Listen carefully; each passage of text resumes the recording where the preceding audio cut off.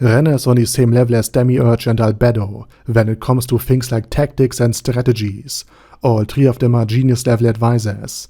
And just like Albedo and Demiurge, Renner, despite being from the New World and therefore technically not bound by the same loyalty mechanics that normally NPCs have, she too failed to see through Ein's facade as an overlord, while Eins was fighting Climb, and still thinks of him as a very, very scary and brilliant overlord, one she really has to dedicate herself to in order to not endanger her newfound position and love life.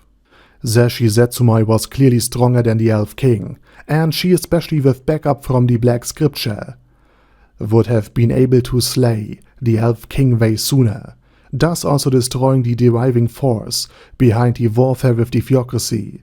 But Zashi was not used by Slain, for they feared that if Zashi, who is of the blood of the 6 great gods, or rather players, as Platinum would know them, that the Dragonlord himself would try to interfere and side with whoever Zashi attacks, which could truly spell the end of Slain. But with the emergence of the Sorcerer Kingdom, they felt deploying Zashi in order to end the war with the Elf Kingdom quickly was their only viable move to avoid a potential two-front war, while Platinum was also distracted with Ein's invasion.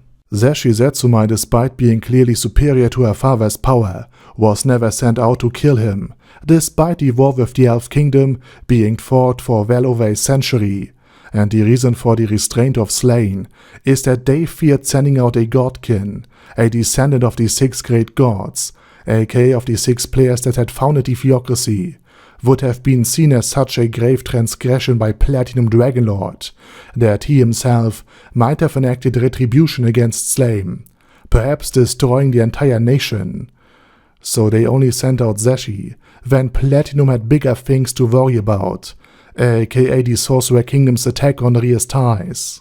Blacksmiths skilled in the usage of fire, lightning or magnetic magic would be able to create truly powerful weapons, because they would be able to, for example, create and withstand much higher temperatures, while also being able to influence the molecular structure of the metals in question, thanks to magnetic or elemental manipulation, thus being able to create truly powerful compounds and alloys, even before the wizards jizzed their magic enhancement on top of it. Mare is not only a level 100 floor guardian, but also a pretty good duelist, and yet still, when fighting against Zashi, even after already dealing a massive amount of damage to Zashi during his fight, Mare did not kill Zashi with his strongest attack, and the reason for this is not that Mare tried to capture Zashi or that he held himself back, but that Zashi, with her comparatively high level and excellent day-effected armor, was indeed able to withstand Mare's energy ray, known as Petit Catastrophe, which normally would have finished the fight. Tanking Mare's strongest extremely mana-intensive attack and yet live is an incredible feat, and therefore Mare had also acknowledged her strength. Okay, this is an odd video even for me, but mermaids would not be able to use hammers or anything like it, simply because water is much denser than air, and therefore water would slow the hammer down way more than air, taking away a good chunk of its momentum. Life in the Sorcerer Kingdom is, despite the rather grim and dark nature of Overlord's story, really good, with the undead doing repetitive manual labor, like farming or mining. The remaining labor is not only easier to do, but since there are now more resources available and more food on the markets, everyone enjoys a comparatively higher standard of living, and with so many undead security around, physical safety is almost a guarantee, and monsters were all eradicated on the territory of the Sorcerer Kingdom. Even the justice system is very effective, since the undead interrogate everyone by simply using mind control to make them tell the truth. Demiurge is at first glance a devilish smart demon, and incredibly devious and calculating, so many Overlord fans initially speculated that he might betray Ein's Olgone one day. But Demiurge was created by Ulbert Elaine Oddle in an attempt to mirror Einsulgon's own overlord character, which Ulbert admired, and this feeling of admiration and inspiration has deeply imprinted on Demiurge, who is absolutely loyal to Eins, to the point that he wishes he would have been created by the overlord himself. So if someone will betray Eins, it will most likely be Albedo, or maybe Eclair. Aqua from Konosuba, or Oh My Useless Goddess, as it is subtitled in the English version of the light novels, is seen as incredibly useless, and in the first episode, she miserably fails to defeat some frog even Kazuma could take on, while they were distracted. But this is because we all expected a goddess to be way more used and powerful than Aqua actually is. In spite of this, Aqua is still pretty strong against the undead and can heal, revive recently fallen men, and she wields powerful buffs and party tricks. Being a hero in One Punch Man isn't easy. The lowest C rank has to deliver one criminal or monster a week, or they are getting fired. On the way up to B and A rank, some more experienced heroes would simply try to crush the rookie by spreading rumors or a direct attack. And the A-ranking heroes need to pass Amai Mask, who gatekeeps the highest S-tier rank.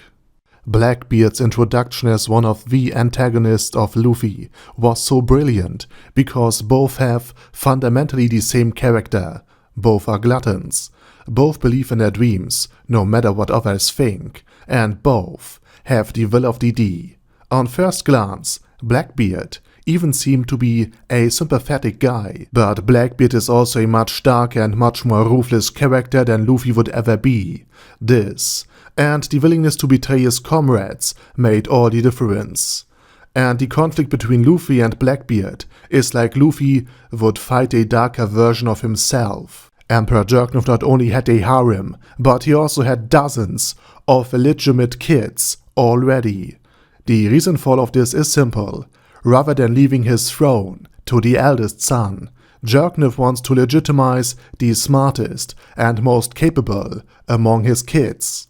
He is also the only character in Isekai that I know that not only has a harem, but uses it the way it was intended, instead of just wondering what the half-undressed women want from him. Despite never venturing into the Crimson Demon Village before, Kazuma managed to accurately return the traditional greeting of the Crimson Demons. This is due to the fact that Kazuma was once a huge Junibu himself, and as a Japanese connected to the internet, had also a far greater repertoire of edgy and over-the-top rhetoric, poses, and cultural insight. Also the fact that they all behaved more or less like Megumin was something Kazuma easily recognized. Aqua and Darkness, meanwhile, were really jealous about all the praise Kazuma has gotten for his posing. Kazuma himself is just an ordinary adventurer without any special talent, but he still acquired a, at least on paper, powerful party with an Arc-Wizard, Priest, and Crusader. One theory why this is the case is that his high luck stat had allowed him to recruit powerful members, and the reason why they are so flawed might also be that their flaws simply account for the abysmal luck of Aqua. What's your opinion about this? Let me know down in the comment section. Undead armies would be incredibly powerful simply because the undead won't tire, they don't need sleep, they don't need any food or water, and can therefore march for days and weeks on end, night and day. And since they are also undead, they would not flee but fight to the bitter end, no matter the odds, thus ensuring that any living army would suffer heavy losses, even when they are superior, and when they perform so well on the battlefield that any living army would just run, since undead would not flee. Kazuma is so weak because he's just a normal guy in a fantasy world and not some prodigy. His highest stat is luck, which is basically useless for an adventurer, and he would be a much better merchant. He furthermore travels with a very strong group, and oftentimes it is not Kazuma, but Aqua or Megumin who get to kill the enemies, or the demon generals, hence why he is constantly underleveled. Dungeons & Dragons is a medieval fantasy setting where elves, orcs and vampires exist. Star Wars is sci-fi with lightsabers and starships, so it seems very unlikely that both worlds would have anything in common. But the Star Wars games Knights of the Old Republic, as well as its sequel, have a turn-based combat system that at least looks very Dungeons & Dragons inspired.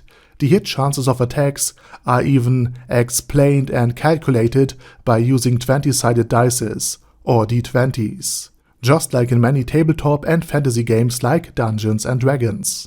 While adventurers in most cases are depicted as a group of specialists taking on any quests, no matter if it is the hunting of monsters, the exploration of dungeons, or the cleansing of the undead, it is far more likely that specialized groups would emerge. Priests and clerics would form bands of undead hunters, groups of archers would take out wyverns, and 2 or 3 stealth specialists would map dungeons and write detailed reports about the numbers and the types of monster there, so that the guild can later issue a kill quest aimed at melee specialists.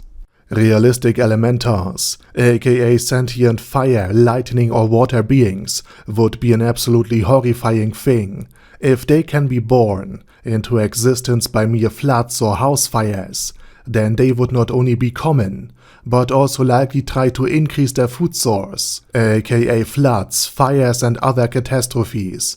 Human civilization in such a fantasy world would constantly be on the defense against nature, viewing it as their enemy. At the start of Bakuin, the Megumin-focused prequel anime of Konosuba, we see the explosion spell Megumin came to be obsessed of, and it was employed by Volbach, the twin deity of sloth and violence. Her sloth side manifested as a chesty young woman, while her violent side manifested as a black rage-filled beast. But Volbach overwhelmed her other side with the explosion spell and zapped almost all of its energy away. But the other side did not die, but became the Black Cat, known as Shemuske. Volbach, just like Hans, is also one of the demon generals, and as such, one of the enemies Kazuma and his dysfunctional party must eventually defeat. While both Naberal Gamma and Solution Epsilon can be seen as the most evil of the Pleiades battlemates, since their karma value is -400, meaning they are capable of great cruelty once a month, the werewolf or lycanthrope Lupus Regina Beta surpasses both of them. But sadly we never have seen Lupus Regina in her werewolf form or what she can do while in it. Megumin's home is the village of the Crimson Demons, humans with red glowing eyes and an aptitude for magic. But the reason for why they were attacked by Sylvia, one of the 8 leaders of the Demon King's army, is because the village has an annual tradition where everyone gathers around the castle of the very Demon King and unleashes an onslaught of high-tier magic. This is something that naturally angered the Demon King, hence why he deployed Sylvia. So basically just like Megumin attacked the castle of the Dullahan, her people attacked the castle of the Demon King. Ainz Olgon is an overlord, but he also holds the class of Elder Lich, and liches in most fantasy universes oftentimes store their soul within a so-called phylactery, from which they can regenerate even if their body is destroyed. Overlord accounts for this by placing the world-class item Ainz has constantly equipped like a Lich soul vessel. But while it looks like an obvious weak spot, the Red Orb of Ainz is incredibly strong, and in the web novel, Robert Dyke's Armored Glove was destroyed after punching it. Ainz Olgon, the overlord of the Great Tomb of Nazarick, and Aqua, the goddess of water from Konosuba, both know the same spell, Turn Undead, Although Ainz can't cast it, it is still present in his very world as well. This is due to the fact that both Overlord Konosuba and many other fantasy universes took heavy inspiration from Dungeons and Dragons, from creatures to spells or attacks. Many things are inspired by D&D, and many writers were veteran Dungeons and Dragons players.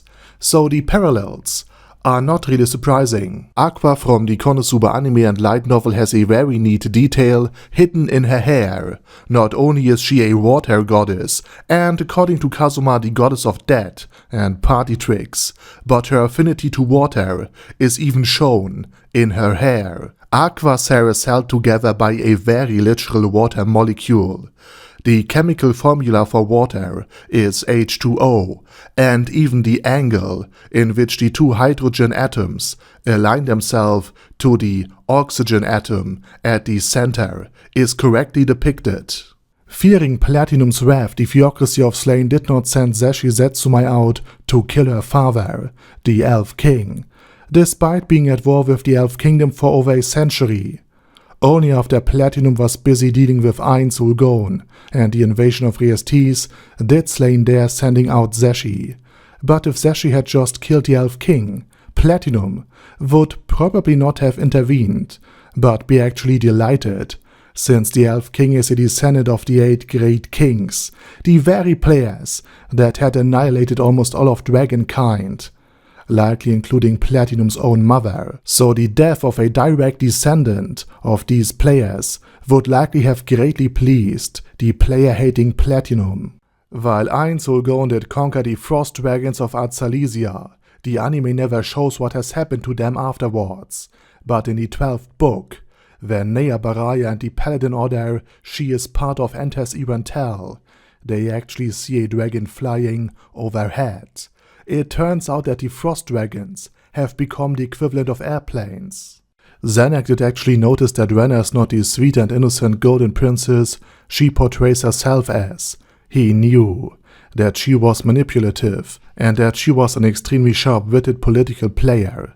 But Zanuck, the only one of the 3 siblings who genuinely cared about the kingdom and its population, and who went above and beyond to protect it in a hopeless situation, could not imagine that Renner would betray her country, her family, and even her very humanity, just so that she could be together with Climb. Ainz Ulgon is not trapped in a video game world, but was reborn into a new world as his avatar. Since he had neither a wife, children, nor family in his old world, and since our world had turned into a landfill by the year of 2138, Ainz did not miss his old world at all. Rudy has so much mana because he used magic frequently during his childhood, while one's mana pool is typically cast in stone during adulthood and doesn't increase any further. A child's mana pool grows significantly through regular training and the use of spells. And there's another reason for this, which is explained later in Mushoku Tensei, and has also been hinted at by Kishirika when she gave Rudius his Sharingan, Demon Eye. After ghosting Rudy, Eris went on a journey with Ghislaine to the Holy Land of the Sword to become stronger. Since then she had been trained alongside Nina, the blue-haired swordsman briefly seen in the anime, and Isolde, the granddaughter of Raida Raya, the Grandmaster of the Water God sword style. Eris's goal is to one day defeat Orsted, so just as Rudy is becoming a better caster at the Academy of Ranoa, Eris is becoming a better swordsman in the Sword Sanctuary. Shun Shun means tweet tweet or chilp chilp, it's just bird noise, and Maru is a name suffix. For example, there's the legendary 8-headed snake Orochi, so the snake guy from Naruto is named Orochi Maru. Megumin probably intended to call the sword something epic, like Cry of the Blackbirds, or wanted the sword to sound like sharpened steel. But she literally called it the Tweet Tweeter. Shun Shun also sounds like Shin Shin, which is Japanese for male genital. So thanks to Megumin, Kazuma's short sword sounds like a dick joke. Overlord is a unique and compelling anime series that offers a fresh take on the fantasy and isekai genre and has a lots of mates, richly detailed worlds, complex characters, and explorations of themes like power and morality. We follow the story of the Overlord instead of the OP hero who are going to take him down.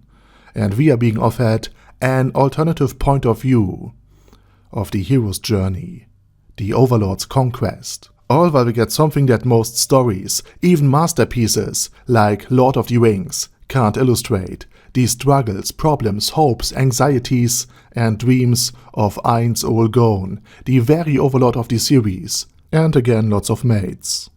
And with that said, I say thank you very much for watching, and special thanks to Zeshi Zetsumai and Irmina are half-elves, and a theory states that the Elf King has fathered Irmina, was disappointed with her, essentially abandoned her, and later made Zeshi. But while Irmina is older than Zeshi, and both are half-elves, this alone might not be enough for a potential connection. Irmina would hardly have wandered all the way from the forest of Ivasha to the Empire, which is heavily prejudiced against half-elves, when the city-state alliance of Karnasus, who is much more tolerant, is nearby. If Zeshi Zetsumai, who currently is held as a prisoner in the Great Tomb of Nazarick, becomes an ally of Eins, for example like Nea Baraya, she, as the Elf King's daughter, could take over the Elf Kingdom and rule it as its queen. She would then enter the sphere of influence of the Sorcerer Kingdom and receive aid to rebuild the war-torn nation, while the undead forces of Eins Olgon would pacify the dangerous beasts, thus also normalizing the presence of a foreign military force, and of undead soldiers within the elf nation itself, making it a puppet state just like the Empire of Baharut already is, while vastly improving the safety and living conditions for its inhabitants. Although Eins Olgon is the guildmaster of the Great Tomb of Nazarick, he had no authority over how his guild actually functioned and what his guild members had to do, as all decisions were made by simple majority vote, and Eins was more responsible for administrative tasks, and he was also a very good listener and problem solver, so basically he kept the guild together, but he was not a dictator. At least not back then. The reason why Sylphiette had white hair is that she consumed an incredibly amount of mana when she had to cushion her fall from great height during the teleportation disaster. White hair is a result of high mana consumption, but the effect can also be temporary. Rudy, for instance, also had temporarily white hair when he used an enormous amount of mana in Volume 15. The reason why Sylphiette had green hair is quite simple. She carried something called a Laplace factor. The demon god Laplace sent his soul and attributes into the world so that he could be reborn again one day. This resulted in his traits manifesting in a small number of individuals, such as Ghislaine and her demon eye, or Rudius's enormous mana pool. Sylphie has received a talent for magic, and she also has inherited her green hair from Laplace. For Frieren, humans are closer to pets, to borrow a phrase from the word okay is dead here. For her, a decade is just like a month is to us. Frieren is an elf, and therefore can live for millennia, and finally, for once, we get to see the effects of an elf's long lifespan on its personality and outlook on the world. Frieren, while going on an epic journey to defeat a demon king, spent a decade with her friends and close comrades, and still felt like she barely had known them at all, and had just spent a bit of time with them. And while she stays mentally and physically the same, her former comrades live their fleeting lives, marry, have kids, watch them grow old themselves, and finally die. Imagine how bad elven procrastinators would be. They would just rest on their power, their skills, and wealth, and basically do nothing for decades or centuries on end, until they are forced to either act because an intruder is attacking them, or someone is begging for their help, or otherwise I just described how dragons act. Did I? Yes. Denn es würde meiner persönlichen Meinung nach bei Abenteurern ein viel größeres Maß an Spezialisierung geben, weil es einfach sehr viel effizienter ist, wenn von 100 Vierer-Teams 10 Teams, ich sag mal, Goblin-Slayer sind, 10 weitere Teams Orc-Slayer, 10 sich auf den Kampf gegen Wölfe spezialisiert haben, 20 gut gegen Alligatoren sind, 15 sich auf die Greifenjagd spezialisiert haben und der Rest halt versucht, einen Drachen zu jagen. Als dass jetzt jedes dieser 104er-Teams alle Quests quasi nebenbei macht, ohne sich auf irgendwelche Quests zu spezialisieren. Ich meine, wir haben ja quasi auch keinen Schlosser, der gleichzeitig Stahlbetonbauer ist, Maler und Lackierer und dann auch nebenbei als Bürokaufmann arbeitet und alle 4 Berufe für jeweils 3 Tage im Wechsel ausübt. Genauso würden sich dann die Abenteurer quasi spezialisieren. Unlike Rudius, Nanahoshi doesn't possess mana. Rudius was born in the New World, which granted him a new body, with mana in it, and importantly, the potential to significantly expand his own mana reserves. But Nanahoshi was simply brought into the New World in her normal body, which lacks any mana. She was just teleported, while Rudeus was completely reborn. While being transported into a new world full of magic and adventure is relatively exciting for many people, Mushoku Tensei shows how terribly an isekai can be. Nanahoshi was thrown into this world without mana, and therefore without any way to defend herself. Unlike many overpowered isekai characters, she also has the desire to return to her family, her friends, her boyfriend, and her old life. For her, this new world is simply bizarre, unsettling, dangerous, and eerie. After inviting the dwarven runesmiths, they were settled into Karen, which was already firmly guarded and fiercely loyal to him personally, and the dwarves seemingly tried everything to invent and improve upon new runes. Because in the initial months of their arrival, quite a lot of explosions could be heard from their workshop, so runecraft production was well under its way since the 11th volume. In volume 16 and 17, Kazuma finally acquired the ability to cast intermediate magic, such as lightning or fireball. But his lightning is just akin to static electricity, and his fireball merely hot air. The reason for this is that he not only has less than a tenth of Megumin's mana reserves, but also lacks the magic potency of the Crimson Demons, or really of any other mage. So while Union can cast a fireball spell that is akin to a small explosion, Kazuma's fireball is more of a fire starter. Under any other circumstance, King Ramposa would have been able to avoid going to war against the Sorcerer Kingdom by offering his own head as compensation for the attack on the grain transport by Philip.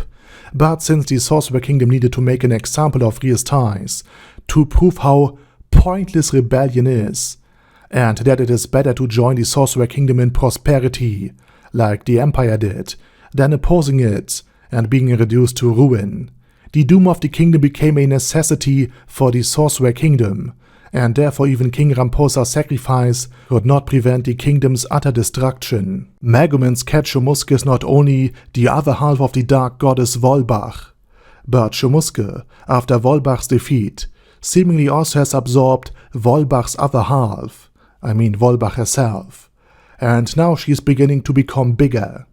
And Shomusuke's personality has also changed quite a bit, since she now doesn't fight to be bathed anymore, but actually enjoys it, just like Volbach. Soldat Heckler's first name literally translates to soldier in German. His last name Heckler is also part of the name of Heckler und Koch, a famous German weapon manufacturer.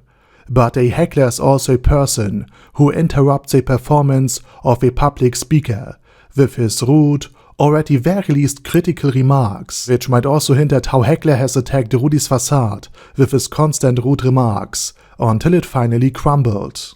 Einzulgon had unequipped a ring that would allow him to be revived, without losing 5 levels in exchange for coming back. Einzulgon did this in order to psych him up prior to his battle with Shalltear Bloodfallen, because he wanted to burn any bridges, so that he would have no way out and could not go back, and therefore would be forced to perform at max performance in his battle against Shalltear. At the end of the 11th novel, Lupus Regina visited Karen and told Henry that it would be quite some time before they can see each other again. And the reason for this was that Einsulgon was supposedly dead.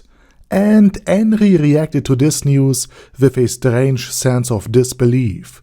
Almost instinctively, she felt that something was off, though she could not put her finger on it. And even after news of Einsulgon's death spread, not only Henry, but the entire village of Khan was still deeply loyal to Einsulgon, even though they knew what he had done, even though they knew that he was supposedly a cruel and merciless overlord. But to Karen, the village that had again and again been attacked, he was not a cruel overlord, but a benevolent beneficiary. Reviving magic would be an incredible game changer in medieval fantasy worlds, leading to more stability and prosperity. Those who could cast such a miracle would be at the very least as powerful as most noble houses, and likely a personal advisor to the king or a court magician, simply because without being able to dispose of the king or political rivals, assassinations and dynastic disputes would be solved rather peacefully. Would be rather because the powerful elite couldn't just be dispatched off by killing them, and with the internal stability higher, and no sudden and unexpected deaths changing the political landscape permanently and irrevocably. Change would come more gradually instead suddenly and with great force and possibly a civil war over a succession dispute. It also would ensure that the brightest minds of a nation could serve it without dying from non-natural causes. After news of Einsulgon's supposed death in the 13th novel had reached Jerknev, the Emperor reacted with open disbelief. It wasn't just a lingering feeling something was off, but Jerknev flat out refused to believe that someone like Eins would die so easily, and thought of the news more on the lines of a bad joke that would end with a punchline like, "Eins had died because he's already dead." This flat-out refusal is understandable, since Jerknev is not only political savvy, but also struggled quite a bit against Einsulgon. So from his perspective it just felt off that such a powerful overlord would just die all of a sudden. The appearance of and the subsequent fight with Orsted came as such a shock not only because he appeared out of nowhere, but also because of how easily he could dispatch of the strongest fighter of the group, who until that point had been portrayed time and time again as an extremely powerful and skilled fighter, as someone whose mere existence could inspire fear in the hearts of others, scaring and then easily defeating this armed and desperate man with just his own hands, showed just how insanely powerful he is. And so Orsted had been established as an absolute supreme force, not by having other characters talk about how strong he supposedly is, but by simply showing and illustrating his strength. Rudius, after being deeply wounded and having his lungs crushed by Orsted, had not only to rely on his makeshift back support to not have his own blood block his mouth, but he recognized that he was gravely wounded anyway. Seeing how both Ares and Rudyard went down already, he decided to get even by focusing all of his mana into one last desperate attack. And don't get me wrong, this wasn't just a powerful fireball, but somewhat of a nuke. Imagine Megumin launching an explosion spell at point-blank range. This was done in order to take Orsted with him, rather than having him walk away almost unscathed. Rudius at this point accepted his own death as inevitable, and also believed that both Ares and Rudyard were done for, so he didn't have to hold back. Surshana, the death god of Slain, and his first follower Rufus had been mentioned and foreshadowed for quite some time, and Surshana had been consistently described as not only quite similar to Eins, even being able to also use the goal of all life is death, but also time and time again hailed as the strongest of his own player group. So if Surshana should be somehow resurrected, Eins might have to face a superior overlord with more than a century of lived experience, which would make for an awesome fight indeed. at the opening of the one-sided battle between dragon god Orsted and Rudius. Rudius suffered a grave wound to his chest and lungs, making breathing not only extremely difficult, but forcing Rudius to create a makeshift back support in order to not have his own blood block his mouth. But Rudius couldn't heal himself with incantationist magic, because while he could imagine and visualize how water is created from a stream of his own mana, and other offensive magic as well, he lacked the ability to imagine how a mana stream would heal his tissue, hence why he couldn't heal himself. This inconsistency was also picked up by Orsted, further proving his keen senses. Ein Ulgon is indeed so powerful and equipped with such exceptional and rare equipment that he has completely shattered the status value limitation of his mana bar. His mana reserve is now higher than the overall allowed maximum of other players, and then he can even further boost it by equipping his guild item, the Staff of Ein Ulgon. Rudi's story resonates with us because he's not just another overpowered isekai character. His greatest defeats, the things that hurt him most, aren't inflicted by monsters or dragons. Instead, they are emotional moments, like being left by Eris or the situation with Zara. That's why it affects us so deeply. While we might not even engage in battles with monsters or get teleported to a demon continent, being abandoned is something that can happen to anyone. And it's quite remarkable how Mushoku Tensei uses such relatable moments to make us feel empathy with Rudi. In Mushoku Tensei, dragons are usually not hunted by the guild, unless they wander from the mountains into the flatlands and get lost. The dragon Rudi defeated was already severely weakened, and it likely was the same dragon that encountered Orsted and fled from him. This is because Orsted's curse of being hated by all living beings on the world also affects animals. That's also why the ox from Season 1 jumped off the cliff instead of just waiting. In the Overlord side story The Sealed Evil Tree, Cytil Quay, a monstrous tree being, was about to awaken. Westercloth the Leufin, the teacher of Gazav Stronov, had actually fought branches of it, but was unable to prevent its awakening later. And once Ainz had assembled his floor guardians, even Aura could not fathom the monstrous amount of HP that this beast had.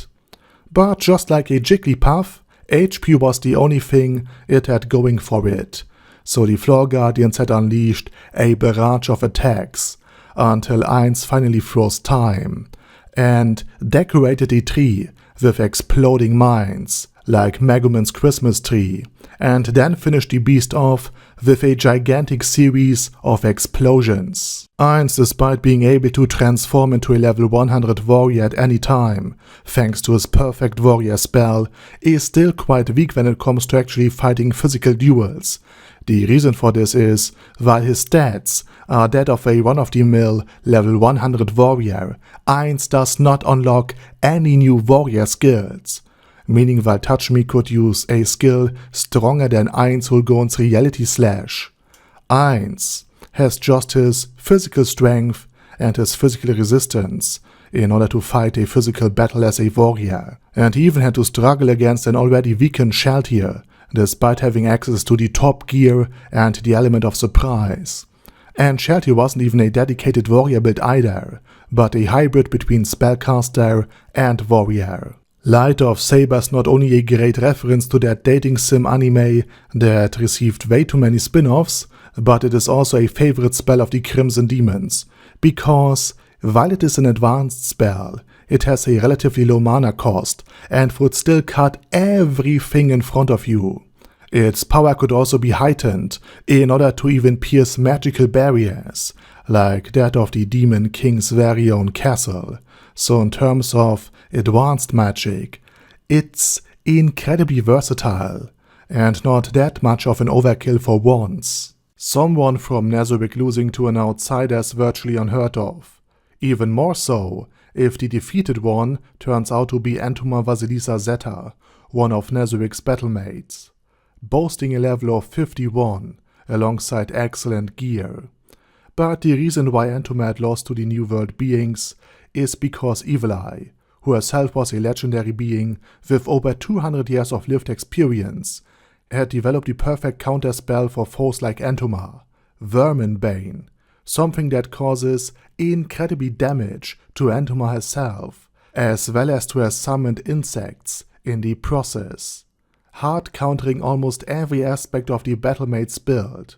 This, alongside the support of Gargarang and Tia, tipped the balance of battle into Blue Rose's favor.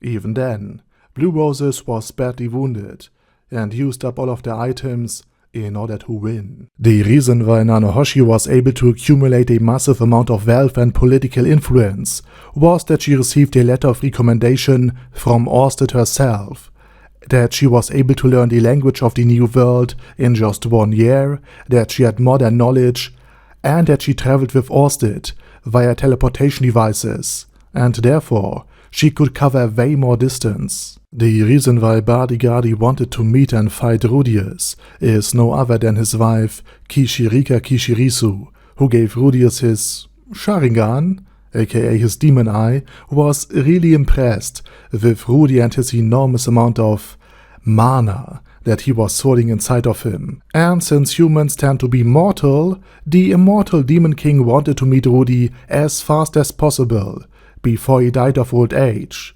This is actually a problem for Bardigadi, since a decade or two means nothing to him. Gargantua Stronov at the very start of the anime was bereft of his most valuable equipment, Razor Edge, as well as the legendary armor of the kingdom and an item that would gradually replenish his health over time, making him significantly weaker before he was sent out to fight off supposed Knights of Barut.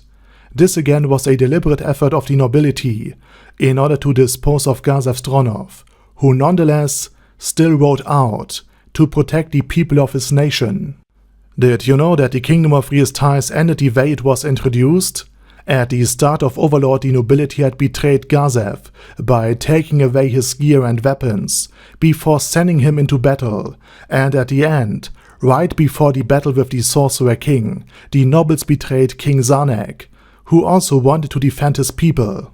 In other news, boy, I'm glad that Neuronist Painkiller exists.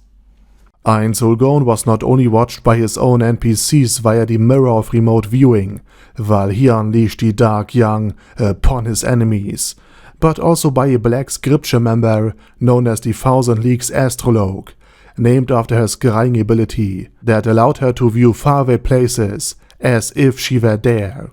And she was completely shocked by the massive amount of Soul Eaters and Death Knights, as well as the summoning of the Dark Young, and the end of the army of Freest Ties, hence why she could be seen crying during Overlord's 4th season. At the end of Volume 17, Kazuma was out of mana, in bad shape, and with only one single manatite crystal to fuel his spells left. He was a dead man walking. As soon as the Demon King would catch up to him, he would die. And die he did. But not without taking the Demon King with him, while Kazuma could not cast advanced magic, since he did simply not understand how these spells worked, and how to recite the incantations for them. He knew Megumin's explosion spell by heart at this point, which he used to take out the Demon King with him. Once he was gone, the monsters would be weakened, and the world would be saved. And Aqua there said to patch up Kazuma afterwards. Zeshi Zetsumai had a bad, loveless childhood. Her father was a pig who defiled her own mother, and her mother subsequently could not love her. Her teammates from the Black Scripture were all humbled, aka beaten to a pulp by her, to the point she could not truly find any close connections. But seeing how Einsulgon cares for his NPCs, like his own kids, and having a place like Karen, where everyone is welcome, Zeshi Zetsumai could actually decide from her own free will to join Einsulgon and fight for him, much to the shock of Slain. This is Igward, a fellow adventurer of Momon, and this is Igweva 41, the elder lich that assaulted the United Lizardmen army. Igward was jealous of Momon's meteoric rise, so he planned to sabotage Momon and Nabe. However, Ainz decided to eliminate Igward not because of this, but because he traveled to the area where Shalltear had been attacked and mind-controlled, and he did not need any witnesses. Hence why Igward and his team were completely eliminated. But since Ainz did not like to waste bodies, he used Igward as another specimen for his undead creation experiments. In fact, you can even see where Mare's staff had hit him. Gram is the name of a day-affected sword given by the goddess Aqua to Kyoya Mitsurugi, a high school boy who had been reincarnated into a fantasy world and has taken upon himself the task of saving his new world by slaying the demon king. The German word Gram is an old-fashioned word describing a deep feeling of grief and sadness, implying that the loved ones of anyone who crossed blades with the wielder of Gram, for any enemy will fall like wheat before his sight when being confronted by Gram. And Gram's true power is also quite remarkable, for this legendary blade can cut basically anything with just a single swing. Ainz Ulgon became the guildmaster because of an internal conflict, Touch Me, who has originally assembled the precursor organization of Ainz Ulgon. Nine's own goal was a headstrong, but also closed-minded leader, which has led to internal conflict to the point where another member of Nine's own goal had left the group, and the group itself was about to disintegrate. This is why the members wanted someone else to lead. And therefore the calm and sincere Ainz was chosen to be the new leader, the new guildmaster. But at this point it was also more of an administrative title, since the guild also decided to vote on important issues. Despite being disallowed from using high-tier magic, Naber Gamma was still a battlemate with a level of 63 and fairly high stats, but she still struggled against Khajiit, not because of Khajiit's own strength and abilities, but because of all the collected negative energy Khajiit had assembled for quite some time. And only with this energy he could summon and strengthen not one, but 2 skeletal dragons, who could actually shake the restricted Naber Gamma. That is, until Ainz finally allowed Naber to deep-fry her enemies. The Ares sect is the de facto religion of the kingdom of Berserk, while Aqua had only a few hundred followers at best. Despite this, Aqua is considered to be the more powerful goddess, simply because the intensity of the belief is also quite important, and since Aqua's followers are all zealots, willing to die for their own goddess without a second thought, and because they get to go to Japan after their death, and Ares believers being normal, Aqua's the more potent goddess. In Overlord, characters having weird and unnatural hair colors, such as blue and white, had actually a reason in the lore itself. People would oftentimes color their hair to stand out from the crowd, and adventurers especially made use of this tactic in order to establish their team. Hence why Skama Elbero was so mad at Momon for taking up the color black, forcing her to change her very own hair color into white for marketing reasons. And after Gazev Stronov had found a deeply disturbed brain Anglaus after his encounter with shalltear, Gazev could actually see how his blue hair became washed out. Skama Elbero was another adventurer belonging to the group of the 4 armaments, the same group the pervert priest is also a part of. She originally had black hair and wanted to be associated with the color black, but thanks to the appearance of Momon and his very own association with the color black thanks to his armor, she was forced to change the hair color to white, and this was precisely why she held still such a grudge against Momon, despite never meeting the adventurer in person. Albedo sees the attachment of her beloved Ainz Ulgon, or rather Momonga, as a great danger. Seeing the normally cool and rational acting overlord so enraged and filled with emotions not only irritates her, but also makes her fear for her future husband's life. If other guild members could return, they could potentially exploit Ainz Ulgon's emotional attachment to them in order to stab Ainz in the back and take power for themselves. And it is this fear that likely has driven Albedo into founding her Supreme Being Extermination Squad, meant to find and dispose of other guild members before they could reach Nazarick and make contact with Ainz. Invincible is a guy that gets defeated almost every time with many punches, and still feels a wide array of emotions in battle. So he is the literal opposite of One Punch Man. I don't know why I needed to tell you this, or why you're watching this video at 2 AM, but nevertheless, have a nice day. Or night. Linnea is in actuality the niece of Ghislaine and the daughter of Ghis the Doldia, the Beastman tribal leader Rudy became friends with, since back at home she flaunted her status as princess in order to get whatever she wants, and since she was generally ill-behaved, she was sent to study abroad at Ranoa's Magic Academy. But there she also used her status and became a delinquent. After being humbled twice, once by Fitz, or rather Sylphie, and once by Rudy, after she destroyed the statue of Roxy, she calmed down. And spoiler alert, in the end, Linnea even became the mate of Rudy later in the story. Rudius actually hated the two beast women Persina and Linnea, since they destroyed the figurine of Roxy, Rudy's beloved mentor, in front of Zanoba's eyes.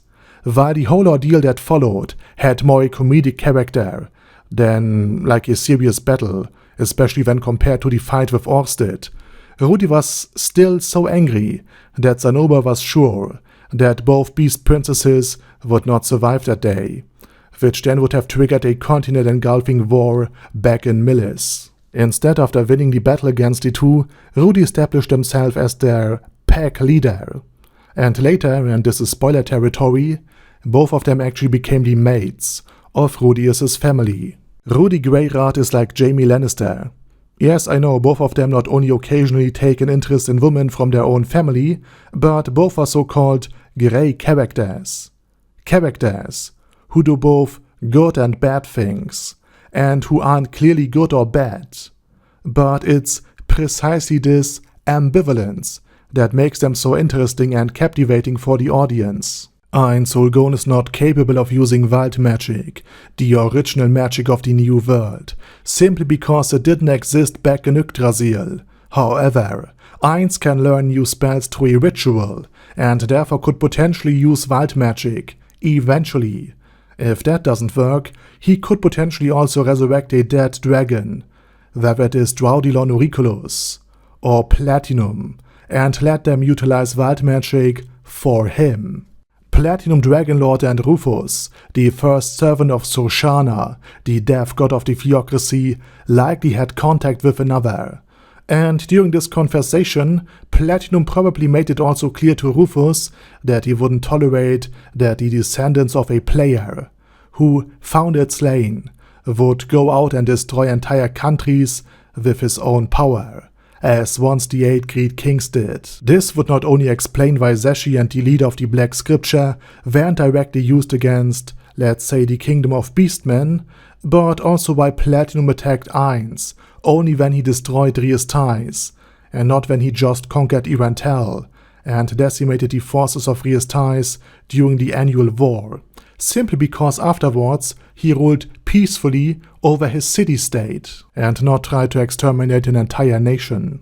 Mushoku Tensei does not have the standard good guy Greg Isekai character with an airbrushed personality, and most of the characters within the anime have severe flaws, and this is what makes them so engaging to watch. Seeing how the characters act out their flaws makes them feel way more realistic, grounded and believable. Watching an isekai guy, a Shutten, and a Hikikomori struggle with severe anxiety, trauma, and his appalling behavior is way more interesting than seeing good guy number 96 selflessly save the world. In the Evil Eye bonus story, Cure Elim Los Malvao was a dragonlord so powerful that he even could turn himself into an undead, and clad his body with countless undead creatures. He actually fought Einsulgon and defeated him, only to later learn that the Overlord just pretended to be weak in order to gain intel. The second battle then destroyed him, avenging the destruction of Evil Eye's nation. But since the bonus volume story is not canon, in the current timeline, Cure Elim is still alive and growing in power. Einsulgon has a powerful spell that lets him summon and control demons. It is called Armageddon Evil, and it summons an army of at least, by Yggdrasilian standards, weak demons that nonetheless are more than a match for most New Worlders. But these demons have also the tendency to go berserk on occasion, making them much better suited for being sacrificed rather than being used for strategic purposes, or even worse, ambushes. But while most players found the quality of these troops lacking, they could be summoned in plentiful quantity, meaning that they made excellent sacrifices for skills and summonings. Atlas could have been the 12th world-class item of Einsulgon's guild, but it was stolen. Who specifically stole the item is currently unknown, but I hope it was either a member of the 6 great gods or the 8 great kings, since it is likely that Eins will eventually discover more about these two player groups. In terms of abilities, Atlas was the name of the titan that bore the world on its shoulders, so it is likely that the world item Atlas has some abilities related to the world itself, as well as perhaps changing the landscape of parts of it, or by making the guild base of the 8 great kings levitate. While the ability of shalltear's world-class item is still unknown, judging by the fact that the former owner of it, namely Auriel Omega, had overseen the teleportation network inside the Great Tomb of Nazarick, and that shalltear is able to use the Gate spell, and used it in the past to move items and supply in and out of Irantel. It is speculated that this world item is linked to teleportation and dimensional magic. Like all world items, the item of shalltear also renders her immune to the effects of other world-class items, and protects her from wild magic. Aqua and Ruby likely won't get together, because they're from 2 different anime. The reason for why Demiurge believed that Eins plans 10,000 years ahead is that Eins accidentally uttered the phrase 10,000 years while thinking about the lifespan of turtles, something that now haunts him, since Eins feels that he now has to live up to these impossible standards. It also became a meme in the Overlord community used to illustrate the differences between Einsulgon's own perception of himself and the perception the outside world has of him. Aside from the reincarnated Einsulgon, who now is a heteromorph in both body and increasingly in mind, Auriel Omega, the 7 Pleiades battlemate, a level 100 immortal being who controls and guides the teleportation network within the Great Tomb of Nazarick, is the only other human being within it. But thanks to her immortality and her immense power, Auriel isn't really seen as an actual human being by the inhabitants of the Grey Tomb, such as Demiurge. Despite being ordered to just focus on intel collection, Sebastian saved Tuare from otherwise certain death and nourished her back to health. And Sebas did this because Sebas had no character description of his own, so he just acted and behaved like his creator Touch Me would have done in this situation, and to Touch Me saving people in need had been just a natural thing. The Elder Lich Devanok, a member of the 6 Arms, the elite force of the 8 Fingers, dared to call himself the Undead King in front of Sebas, after the criminal syndicate had already kidnapped Tuare, who stood under the protection of Einsulgon himself. Needless to say, that Devanok didn't live long enough to regret or even understand his transgression. Sebas, with his loyalty just recently restored by a merciful Eins, used this last comment of the so-called Undead King to finally let loose and retaliate, and behead the 5 enforcers, and later also crush Zero's skull. Princess Renner had a shadow demon hiding within her shadow all the time, as a way to ensure compliance with the Great Tomb of Nazarick's commands, and enforce loyalty if necessary. The shadow demon was way stronger than Renner, and could easily kill her if necessary, but also strong enough to protect her from most foes in the palace, so it was also a way to safeguard a valuable asset. While the regular homunculi mates could be seen outside of the Grey Tomb, they initially greatly feared venturing outside. To them, the outside world was seen as a dangerous and hostile place. This is in part because they still remember the Great Raid that has hit the Great Tomb of Nazarick and that could only be stopped on the 8th floor, where the main fighting force of Ain Sulgon and Rubedo, the strongest entity in the Great Tomb of Nazarick, were stationed. And since the 9th floor where the maid lived was just one level below the main battlefield, the mates vividly remember all of the shrieks and battle sounds coming from the place above them, hence why they are afraid to venture outside. With Zashi Zetsumai captured and Ain Sulgon having read her mind, there is every possibility that Ain Sulgon could use Zashi Zetsumai's likeness in order to have the slain theocracy infiltrated via a greater doppelganger, pretending to be the strongest godkin.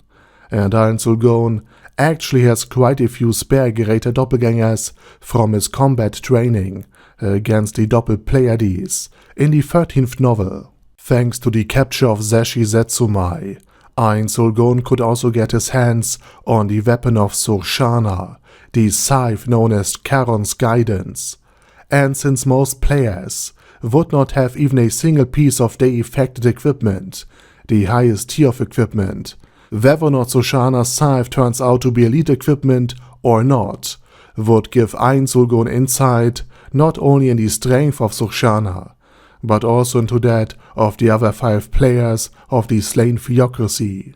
Yuri Alpha is not only the vice captain of the Pleiades battlemates, but also a potential love interest for shalltear Bloodfallen, since the Blood Red Valkyrie had, thanks to Pero Ronchino's many interests, also a thing for the undead, and a thing for women with glasses, though the serious and responsible Yuri Alpha is less than amused by shalltear's interest in her, preferring to maintain a professional relationship with the Floor Guardian instead. Lupus Regina Beta is Latin for Wolf Queen, while Aura Bella Fiora and Mare Bellofiore have Italian names. It is also said that the twin founder of ancient Rome, Romulus and Remus, had been raised by a wolf, and the amphitheater is also located on the 6th floor, which is guarded by the twins, so there are a lot of parallels that at least hint at some sort of connection. But at least officially, Lupus Regina is not related to Aura and Mare, since she was created by Beast King Meikongawa, while Aura and Mare had been created by Buku Buku Shagama. Since the internet and online games were tightly controlled in the dystopian future of the year 2138, everyone was always and uniquely identifiable. Therefore Yggdrasil Online, the video game from which Ain's avatar hails, could enforce a strict one-person, one-avatar policy, making character builds far more impactful and alt accounts impossible. Meaning there is no Ain's all to go. Shalltear Bloodthorn traveled with Solution and Sebas prior to her mind control by the Black Scripture. And it was during this encounter when Shalltear briefly fought against the leader of the Black Scripture, who is also a godkin, and Shalltear estimated him to be already stronger than Solution Epsilon, meaning that both godkins, Zashi and the captain, are stronger than the level 59 battlemate. Ain Sulgon might actually be able to revive the Elf King after Pandora's Actor had recovered the body of his, and he would also likely need to do so because the Elf King is the son of one of the 8 Greed Kings, and therefore he might know a lot more about the Dragon Lords, about Platinum's world item, and the guild base that now is controlled by the Dragon Lord himself. While in the Konosuba movie Legend of Crimson, Megumin has received a lot of praise from the entire village, in the actual 5th novel of Konosuba, she is still seen as a joke magician and as a spare, since the epic finale with her and Yunyun never happened in the books. Her village thought about her still in terms of a failure and of a joke. That is until the last book of Konosuba, where she received Kazuma's special gift. Ain Sulgon could use the spell Control Amnesia to completely change Zashi's memories, like he did with Robert Dyke. However, doing so would cost him many days, because even simply altering the memory of Enri Emmott, or even doing some googling inside the mind of Zembero Gugu, made Ainz exhaust his enormous mana reserves. So instead of wasting many weeks, he could just send Zashi back with false memories about the troop strength and the power of the Sorcerer Kingdom, in order to lure all of the unsuspecting members of the theocracy especially the scriptures and the cardinals, into a well-placed trap. Megumin, after receiving Kazuma's special gift, aka a high quantity and high quality amount of mana tide, with immense potent mana inside of it, was able to unleash an array of explosion spells, wiping out the barrier that shielded the Demon King's castle, as well as like 99% of its forces, including a fallen angel that could perpetually heal itself, to the point that even all of the other Crimson Demons would be needed in order to fight him, and still they might struggle, thus earning her the title of the foremost spellcaster among the Crimson Demons, thus making her self-proclaimed title, foremost spellcaster among the Crimson Demons, actually come true. Sulgon had initially very different plans and ideas for how he would conduct himself after having had his first taste of battle, and while talking to the village elder of Khan, he did originally want to find other players from Japan, since he would assume that these players would all band together. So of course, Ainz wanted to be part of this larger group.